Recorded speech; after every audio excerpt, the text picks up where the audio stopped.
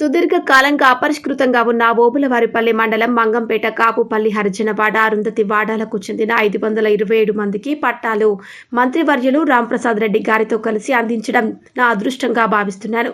ఈ ప్రాంతంలో అన్ని మౌలిక వసతుల కల్పన శరవేగంగా చేయనున్నామని గౌరవనీయులు రైల్వే కోడూరు నియోజకవర్గ టీడీపీ పార్టీ ఇన్ఛార్జ్ ముక్క రూపనందరెడ్డి, గౌరవ ఎమ్మెల్యే రైల్వే కోడూరు శాసనసభ్యులు అరవ శ్రీధర్ పేర్కొన్నారు.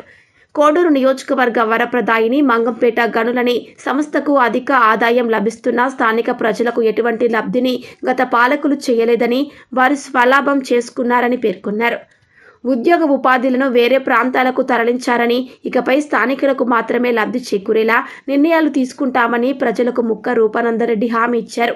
స్థానిక ప్రజలకు మేలు చేయడం కోసం ముఖ్యమంత్రిని కలిసి పలు ప్రతిపాదనలు చేశామని అన్నారు. పాఠశాలను మరింత అభివృద్ధి చేయడం, అదనపు తరగతి గదుల నిర్మాణం చేసి మరింత మందికి మంచి విద్యను అందించేందుకు కృషి చేస్తున్నామని అన్నారు. కార్యక్రమంలో ఎన్డీఏ కూటమి నాయకులు, గ్రామ ప్రజలు, కార్యకర్తలు, అభిమానులు పెద్ద ఎత్తున పాల్గొన్నారు.